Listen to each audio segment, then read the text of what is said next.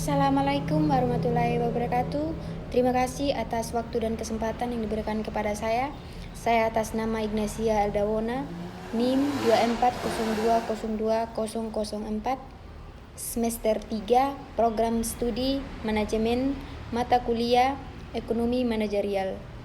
Nah, di sini saya akan mempresentasikan materi yang berjudul penaksiran fungsi permintaan. Langsung saja pada poin yang pertama, yaitu konsep fungsi permintaan. Nah, dalam konsep fungsi permintaan ini menjelaskan atau menunjukkan hubungan antara jumlah barang yang diminta KIDE dengan faktor-faktor yang memengaruhinya itu faktor pertama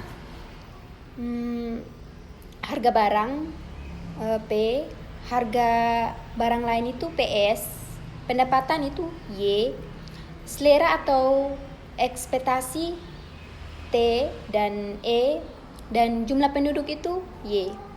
Jadi rumus umumnya itu KIDE F dalam kurung itu P, Y, PS, T, E, dan N. Oke, pada poin yang kedua ini di sini ada metode penaksiran fungsi permintaan. Nah, metode penaksiran fungsi permintaan ini digunakan untuk mengukur seberapa besar pengaruh faktor-faktor tadi terhadap permintaan. Jadi, analisis regresi ini menghubungkan variabel permintaan KIDE dengan variabel penjelas P, Y, dan lainnya. Jadi, metode kuadrat terkecil yaitu least square itu mencari persamaan minimalkan selisih antara nilai aktual dengan nilai estimasi.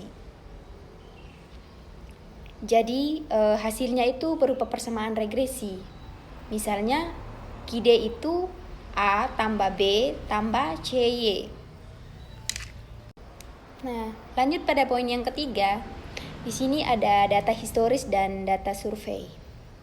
Data historis itu diperoleh dari catatan penjualan laporan keuangan atau statistik resmi perusahaan. Ini mencakup data masa lalu tentang berapa banyak produk yang terjual, berapa harganya, dan informasi relevan lainnya. Yang kedua itu data survei. Itu dikumpulkan langsung dari konsumen melalui kuesioner wawancara atau observasi.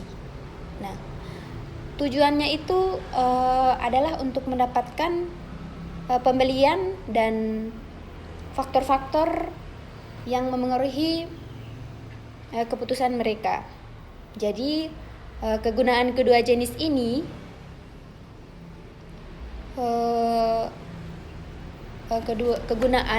kedua jenis ini sangat penting untuk memperkirakan parameter fungsi permintaan. Jadi, fungsi permintaan adalah persamaan matematika yang menggambarkan bagaimana jumlah barang atau jasa yang diminta oleh konsumen berubah sebagai respon terhadap perubahan harga dan faktor-faktor lain. Oke, lanjut pada poin yang keempat, yaitu uji validitas dan reliabilitas model. Uji validitas ini bertujuan untuk memastikan bahwa model itu benar-benar mengukur hubungan yang relevan.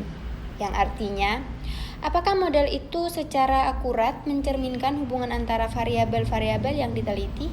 Misalnya,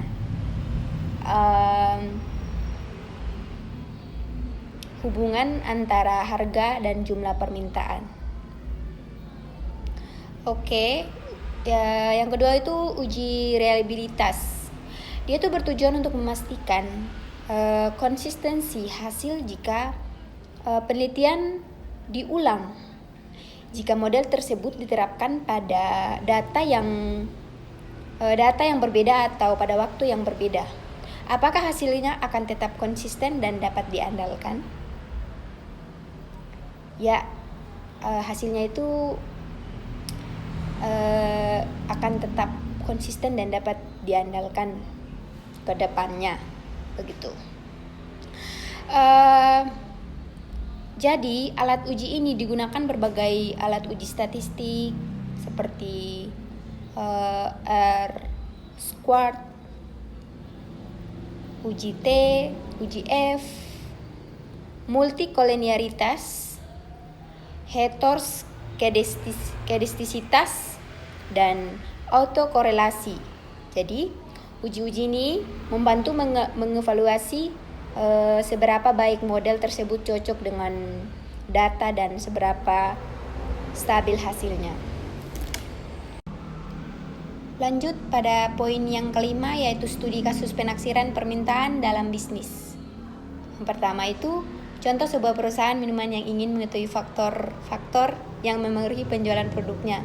Yang kedua, variabel dependen, jumlah penjualan minumannya atau KID adalah variabel yang ingin dijelaskan atau diprediksi. Nah, yang ketiga itu variabel independen, yaitu faktor-faktor yang dianggap memengaruhi penjualan seperti harga produk, pendapatan konsumen, harga pesaing, dan biaya promosi. Dan yang keempat itu analisis regresi, dilakukan analisis regresi untuk mendapatkan persamaan fungsi permintaan. Jadi analisis ini membantu mengidentifikasi seberapa besar pengaruh masing-masing variabel independen terhadap penjualan. Dan yang terakhir itu hasil analisis regresi ini dipakai sebagai dasar strategi penetapan harga dan promosi. Dan dengan memahami faktor-faktor yang memengaruhi penjualan, perusahaan dapat membuat keputusan yang lebih baik tentang bagaimana menetapkan harga dan mengalokasikan anggaran promosi mereka. Oke, di sini saya akan menyimpulkan PPT-nya dari poin pertama sampai poin yang kelima atau yang terakhir. Nah, di sini kesimpulannya itu yang pertama, penaksiran fungsi permintaan penting untuk memahami hubungan antara harga, pendapatan, dan faktor lain terhadap jumlah barang yang diminta. Nah, yang kedua itu metode regresi Let's Card atau Let's Card sering digunakan untuk memperoleh persamaan fungsi permintaan. Dan yang ketiga itu data historis dan data survei, itu menjadi dasar utama dalam penaksiran. Nah, yang keempat itu uji validitas dan reliabilitas, itu diperlukan agar model yang digunakan akurat dan konsisten. Nah, yang terakhir itu hasil penaksirannya bermanfaat bagi perusahaan dalam pengambilan keputusan bisnis seperti pendapatan harga dan strategi pemasaran. Oke, sekian presentasi saya. Mohon maaf jika ada salah kata. Sekian dan terima kasih. Wassalamualaikum warahmatullahi wabarakatuh. Bye-bye.